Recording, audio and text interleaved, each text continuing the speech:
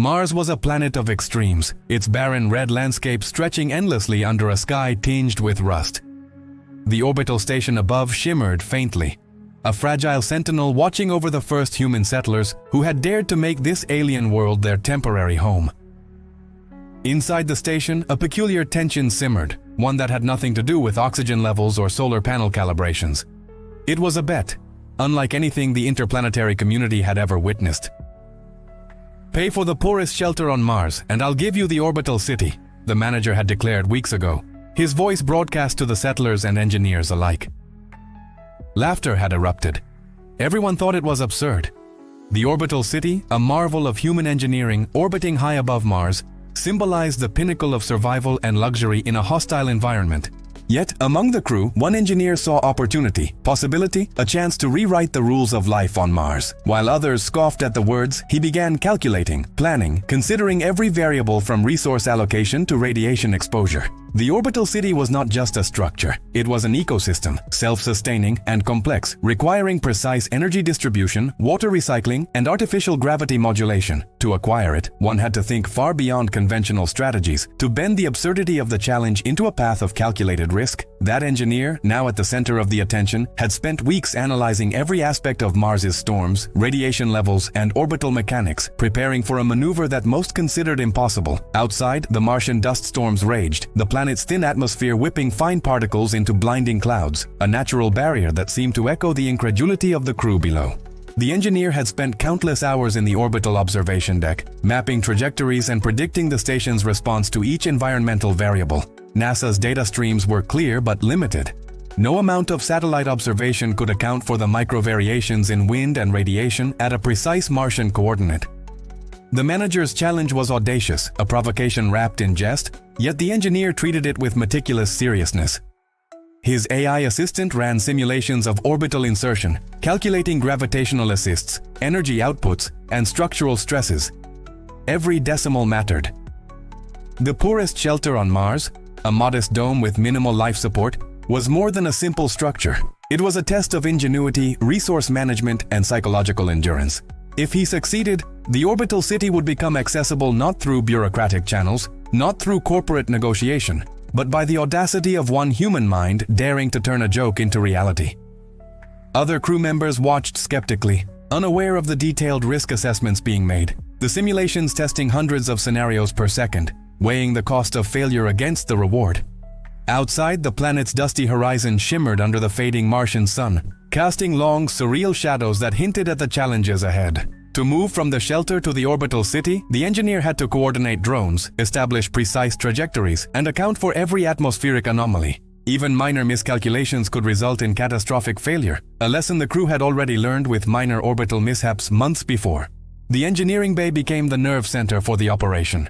Panels of blinking lights, holographic displays, and data streams from Mars's surface and orbit intertwined into a complex tapestry of information.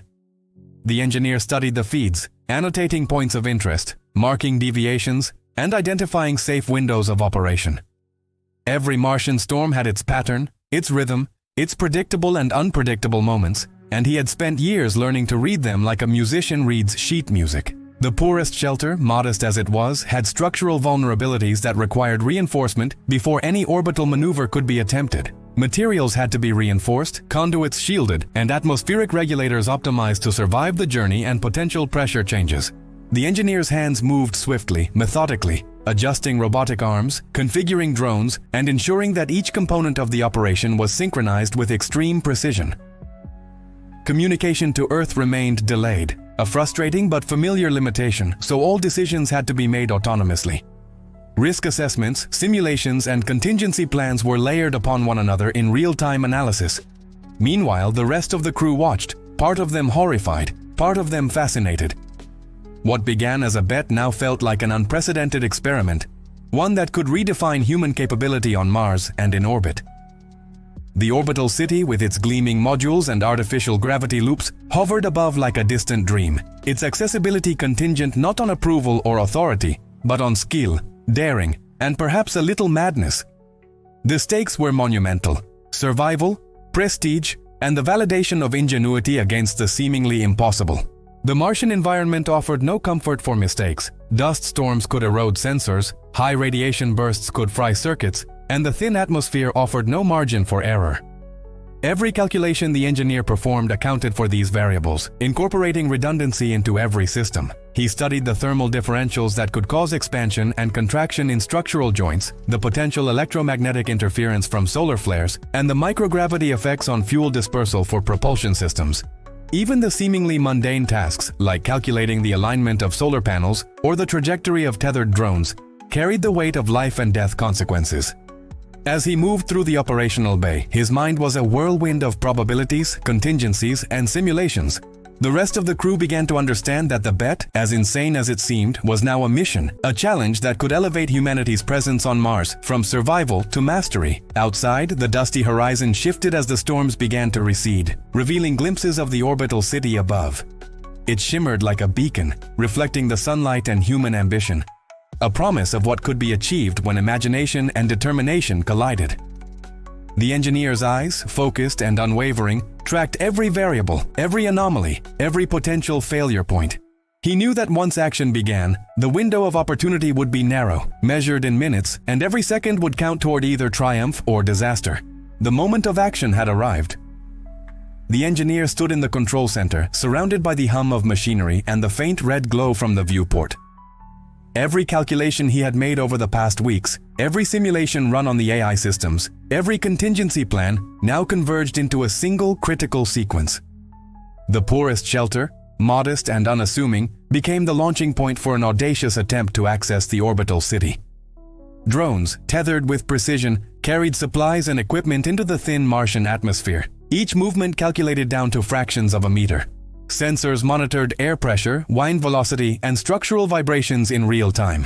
The crew watched in tense silence, their previous skepticism replaced by a mix of awe and apprehension. Outside, the red dust swirled, the last vestiges of the storm-forming patterns that seemed almost orchestrated by the planet itself. The engineer's hands moved with unerring accuracy, coordinating multiple systems at once, ensuring that every action aligned with the predicted outcome. The orbital city above waited, silent and gleaming, a testament to human engineering and ambition. If this sequence succeeded, it would demonstrate that even the most improbable challenge could be transformed into reality with skill, determination, and daring. The first drone successfully reached orbit, its sensors transmitting live feedback. Every micro-adjustment, every minor correction was critical. A single misalignment could send the operation into chaos. Yet, the engineer moved with calm precision, guided by experience, intuition, and the relentless drive to prove that the bet was more than a provocation. It was an opportunity to redefine what humans could achieve on Mars. As the drone docked with the orbital city, the crew erupted in cautious celebration, understanding that this was more than a technical success. It was a triumph of human ingenuity against overwhelming odds. The following hours were a whirlwind of activity. The engineer supervised the transfer of modules, carefully connecting life support systems, energy conduits, and communication arrays. Every connection required validation, every system check confirmed twice, with backup contingencies ready to deploy at a moment's notice. The Martian gravity, while weak, still posed challenges for movement and stability, and the orbital city's rotation added subtle complications in synchronization. Yet, the operation progressed flawlessly, the culmination of weeks of planning and hundreds of simulations executed in real conditions. The crew, once skeptical, now participated fully, their trust in the engineer absolute.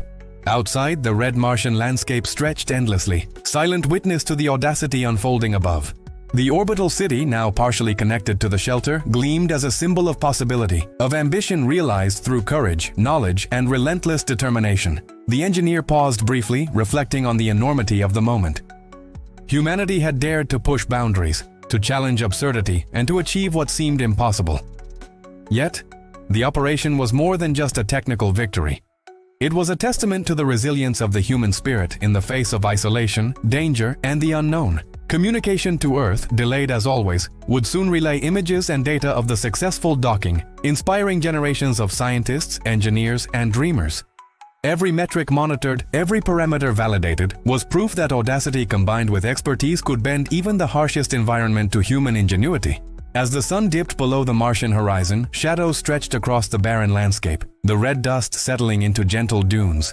The orbital city now stood partially accessible, its modules integrated with the shelter below, a living laboratory of survival and ambition. The engineer continued final calibrations, ensuring that all systems were fully operational, from life support to energy distribution, from communication arrays to artificial gravity modules. The crew moved with renewed confidence, aware that the actions of one individual had altered the possibilities for all. The manager, initially mocking the bet, now documented every detail meticulously, understanding that history was being written in real time. This was more than a human achievement. It was proof that structured risk, combined with preparation and insight, could redefine the limits of exploration. Outside, the Martian winds whispered through the canyons, carrying particles of dust that glimmered under the fading sunlight. The orbital city, once a distant dream, now stood partially tangible, reachable through courage, ingenuity, and a willingness to embrace the impossible. The engineer reflected quietly, aware that today had changed the trajectory of human settlement on Mars forever. The bet, the mockery, the audacity, it all culminated in this moment of achievement. A reminder that in the harshest environments, human creativity and determination could carve pathways where none seemed possible.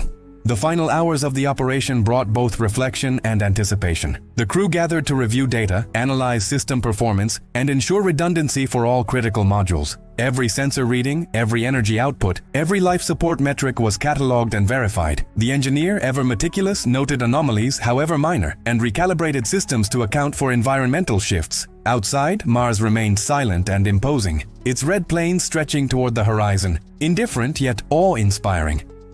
The success of the operation was not just in completing the connection between the poorest shelter and the orbital city. It was in proving that with ingenuity, preparation, and courage, humans could confront the challenges of alien environments and emerge victorious. The orbital city's lights reflected off the Martian dust, creating a surreal, almost ethereal glow, a symbol of human achievement against impossible odds.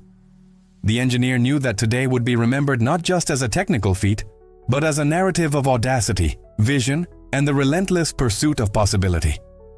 The crew, once doubtful, now looked to the future with anticipation, understanding that the boundaries of exploration had shifted, and that what was once impossible could now be realized through calculated risk, knowledge, and unyielding determination.